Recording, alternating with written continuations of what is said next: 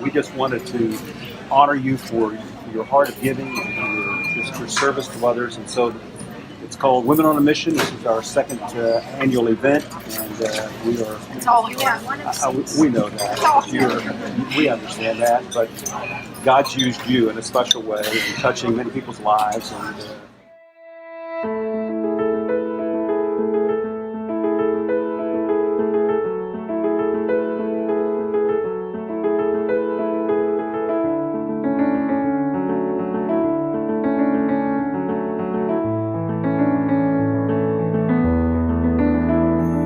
you are an amazing woman. And we have heard so much about you because you have the gift of giving. You have a heart of a servant.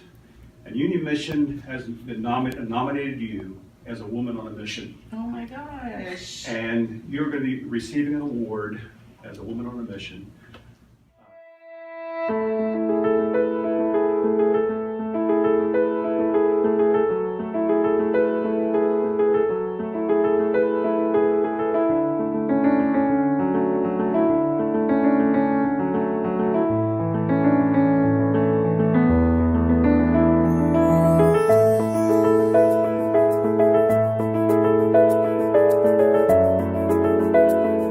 You have been selected. You've been selected to be one of the recipients of Women on a Mission Award by Union Mission. Oh, nice. And so you come with a lot of recommendations, so and a lot of enthusiasm by those who nominated you for this honor. Yeah. And the first part of this is some flowers, some fresh flowers.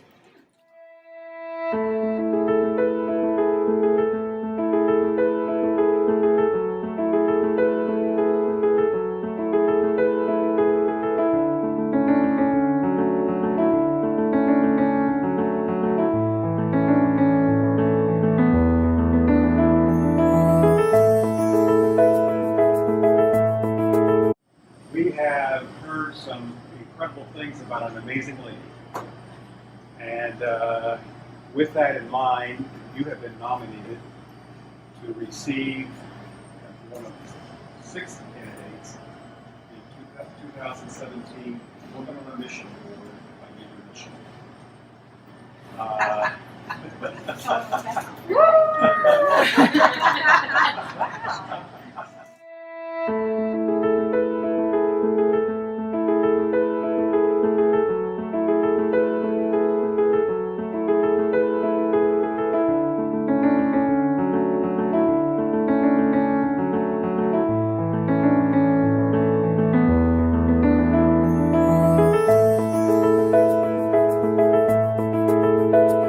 You have been selected for our second annual Women on a Missions event as a lady who has done so much in this church, in this community, and in outreach for missions.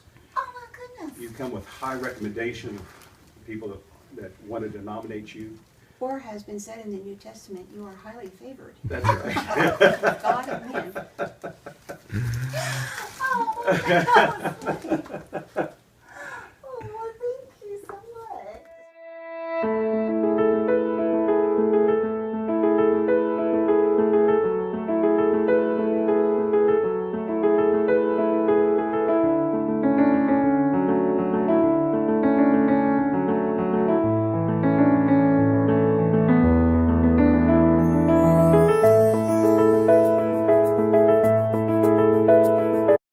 The committee nominated this year Stacy Walker because of her involvement with the gift of giving. She has gave herself tirelessly here in Clendenin. I lied when I said she other things. I didn't know you guys wanted you to lie. I didn't bring mine. Okay, well, I know your request. Thank you.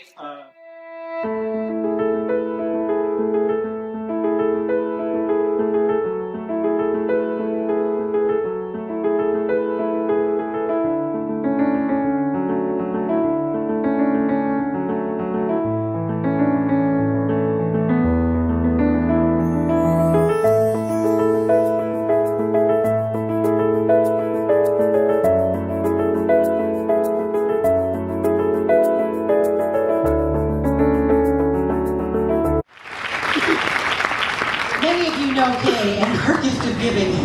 It's just, it can't be written on a page. She served alongside her husband, Rex, for 21 years at the Atlantic City Rescue Mission before transitioning to Union Mission Ministries in '89, where she reaches out to the poor, the least, the last, the lost, the lonely, and all under the radar. You just can't even fathom what this woman does. Her gifts of giving are endless. She shops, she cooks, she bakes, she hosts, she decorates, she helps others, all in the name of the Lord. And she visits the elderly. Oh, come on, she just does it all. Kay is a member of Charleston Metropolitan Band, the Winds of Praise saxophone trio, and the women's vocal group In One Accord. She also sings in her church choir at Bible Center. She enjoys cooking, sewing, playing her sax, and most of all, serving. As Kay retires from the mission after 29 years of service, she will continue as a woman on a mission with plans to help others. She's also looking forward to spending more time with her family, and that she deserves. She is wife, as I said, to her wonderful husband Rex, mother to Mark, and his wife Micah, and Heather and her husband Barry. Kay enjoys spending time with her 3 grandkids, Emma, Aaron, and the incredible Hannah. Kay Whiteman.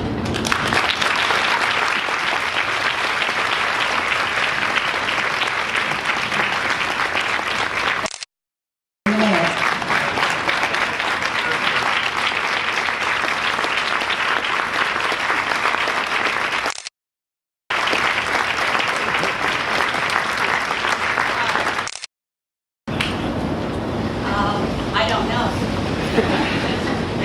I'm just thankful. Thank you. I'm like taken back. I usually know what's going on. God gets the glory. And I'm just thankful.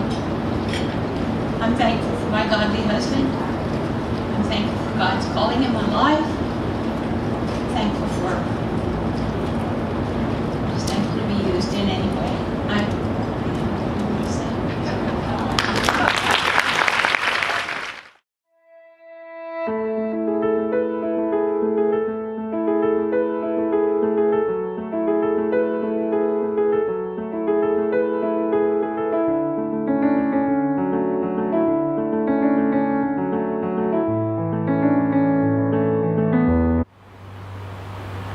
Hi, my name is Michelle Atkins. I go by Shelley. I'm originally from Greenbrier County in a small town called Raynell. Was born and raised there most of my life. I had been successful most of my life. I used to be a school teacher. I was a band director. Later on went back to college and became a registered nurse. Was married. Unfortunately, I lost both my parents in 1 year on the same day, 1 year apart, both to cancer. It was a pivotal time in my life. I turned from my family, I turned from my friends, I turned from my career, and pretty much isolated myself from the life that I knew and was comfortable with, and I found myself in a very dark time. My family described it as I was a walking empty shell. So I finally decided to put my career on hold and decided that there had to be some changes in my life. My sister found Brookside, and within 24 hours I was walking through the doors of Brookside. What I described as the worst day of my life ended up being the best day of my life. I came in full of guilt and shame and lost. Had a foundation of God. I knew who God was. I knew what a Christian life meant. But I had lost that relationship with God. One of the strongest things of Brookside is their biblical program and the relationship that they show you and teach you how to have with God through classes, through devotionals, through outreach programs with local churches, different sorts of programs throughout our day. A typical day at Brookside for myself is I start my day off with prayer. I do a devotional. I have quiet time with God. It kind of sets the tone for my day.